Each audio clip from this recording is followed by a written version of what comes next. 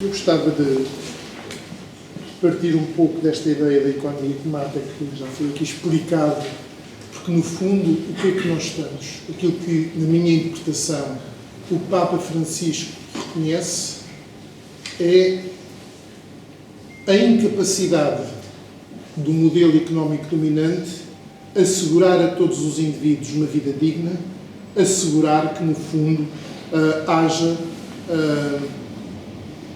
uma economia que, em vez de gerar injustiças, gera justiças. Mas isso, nós podemos discutir isto como ideias vagas ou podemos tentar aprofundar um pouco melhor. Como aqui foi referido no início, eu há vários anos que estudo as questões da relação entre desigualdade e pobreza. E apesar de muitas vezes nós dizermos as desigualdades e a pobreza, etc., há diferenças substantivas nos dois conceitos e nas duas realidades, que eu posso ilustrar de uma forma muito simples. Se me perguntarem o que é que eu desejaria para a sociedade em relação à pobreza, eu não tenho dúvidas nenhumas. O que eu gostaria na sociedade é que não existissem pobres de todo. Ou seja, que nós conseguíssemos erradicar a pobreza. Mas se me perguntarem a mesma pergunta em relação às desigualdades, a questão é mais complexa. Porque nós condenarmos as desigualdades existentes hoje não significa necessariamente, e eu pelo menos não o defendo, defender uma sociedade igualitária em que todos sejamos clones uns dos outros. E, portanto, isto de alguma forma baliza a forma como nós podemos olhar para os problemas da desigualdade e da pobreza. Papa Francisco refere, em vários textos, que nós hoje atingimos níveis de desigualdade no mundo que passam para além de todos os limites da razoabilidade. Eu não sei estabelecer a fronteira a partir do qual as desigualdades deixam de ser boas e passam a ser más. O que não tem dúvidas nenhumas é que aquilo que nós assistimos no mundo e que tem vindo a acentuar-se nas últimas décadas é claramente uma situação extremamente negativa. Eu diria mesmo que nós, durante alguns anos, havia alguma vulgata que dizia que nós tínhamos uma sociedade em que os ricos estavam contra os pobres. Eu acho que o que caracteriza a sociedade hoje em dia é que nós temos uma parte infinita da sociedade, uma parte muito pequenina da sociedade, que está contra o conjunto da sociedade.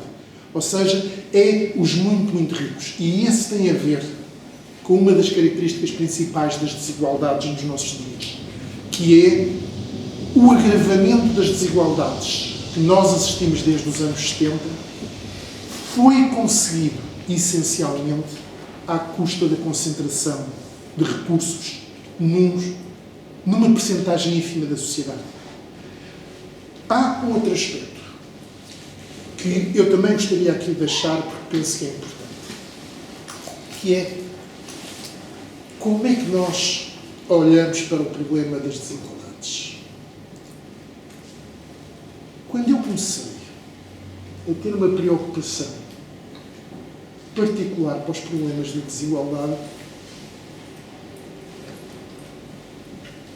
o leitmotiv dessa preocupação era uma questão de equidade, era uma questão de justiça social.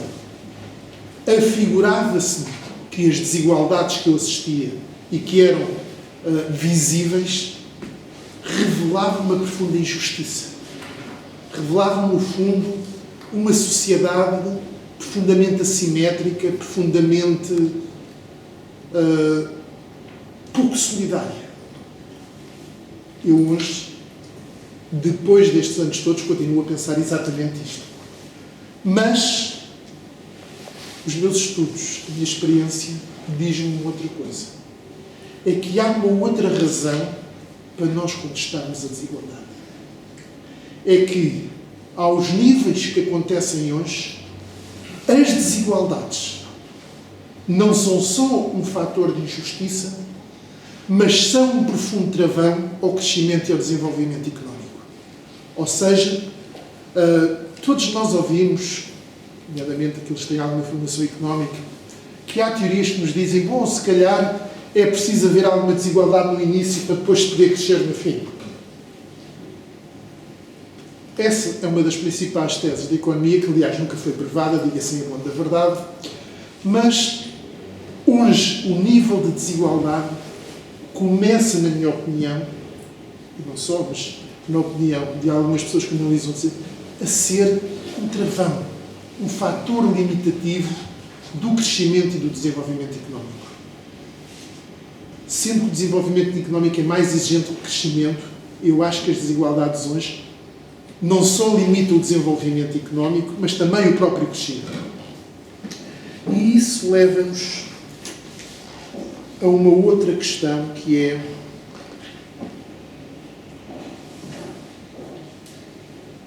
como é que estas desigualdades se têm desenvolvido nos últimos anos? Qual o papel das diferentes relações no mundo? Há bocadinho falava-se aqui de uma visão mais determinada pelo norte da Europa e pelo norte da América versus outros países. A globalidade é hoje um fenómeno, a desigualdade é hoje um fenómeno global que tem características diferentes em diferentes países. Eu, por exemplo, tenho muito cuidado, quando escrevo sobre desigualdade e pobreza, em não falar do que não sei. Deixem-me contar-vos algo que é um pouco anedótico, mas que eu acho que é importante. Eu sou, há muitos anos, consultor do Instituto Nacional de Estatística para estas áreas e acompanho a construção dos indicadores estatísticos em Portugal e no Eurostat. E aqui, há uns anos atrás, dentro destas minhas funções no INE, chegou um pedido para eu apoiar o desenvolvimento do inquérito às famílias em Moçambique, que estavam a tentar lançar um inquérito às famílias muito semelhante àquele que nós temos nos países europeus. Eu disse com certeza. Mas a partir de certa altura eu senti-me perfeitamente limitado. Porque há fatores de realidade que para mim eram completamente diferentes. Coisas tão simples como isto. Eu, dentro dessas minhas tarefas, desenvolvo uma série de programas para ver a consistência e coerência entre as respostas que obtemos.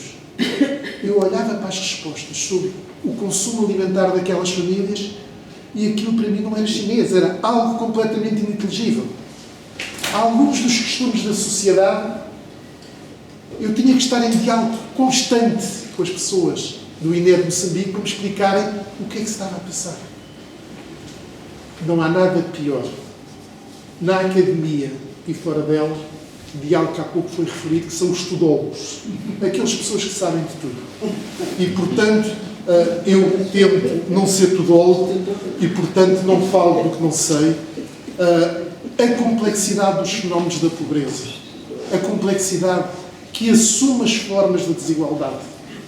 Eu, um pouco por defeito, acabo por ter sempre uma visão que parte muito da economia e das questões económicas para a desigualdade. Isso não significa que eu não tenha consciência que a desigualdade não passa só por aí. Passa fundamentalmente por aí, mas passa por muitos outros aspectos.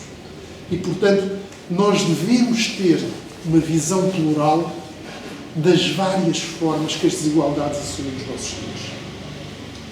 E é um pouco essa visão plural que é necessário ter para perceber realidades que, acima de tudo, e antes de serem problemas económicos, são problemas sociais, que eu acho que muitas vezes as nossas faculdades de economia não nos dão os instrumentos sociais para fazer essa análise. Alguém referiu, bom, mas existe diversidade entre as faculdades. Se eu pegar no programa do ISEG e comparar com o programa da Nova, eu consigo encontrar diferenças, obviamente. O problema não está aí. O problema nem sequer está em encontrar modelos alternativos, porque a questão não está, por exemplo, em questionar o papel do mercado. A questão nem sequer está em questionar a ideia do lucro. O problema está quando nós olhamos de forma crítica, de forma quase cega, para uma realidade que é muito diferente do que vem nos livros de microeconomia. A realidade é muito, e isso acontece em quase todas as áreas, principalmente nas áreas sociais, a realidade é muito mais rica e diversa que a teoria nos ensina. O problema é que, na minha opinião, nós nos últimos anos temos favorecido o ensino da economia que tende a aceitar de forma relativamente crítica as virtualidades do mercado, não pondo de igual forma em evidência as perversidades que podem surgir no mercado e a necessidade da regulação desse mercado. É aí, essencialmente, nesta ideia de ter cidadãos completos que sejam tecnicamente competentes, mas que sejam despertos enquanto cidadãos. É verdade que os evangelhos se dirigem àquilo que nós, enquanto seres humanos, devemos fazer. Mas a sociedade não é mais do que o conjunto dos seres humanos. A sociedade não é mais do que o conjunto das pessoas que a compõem. E nesse sentido, e era nesse sentido que eu falava, nós precisamos de pessoas mais despertas, mais conscientes do conjunto da sociedade e, acima de tudo, com valores de solidariedade e de ética que lhes permita olhar para a economia como quem olha para algo que deve estar ao serviço das pessoas e não a serviço das pessoas.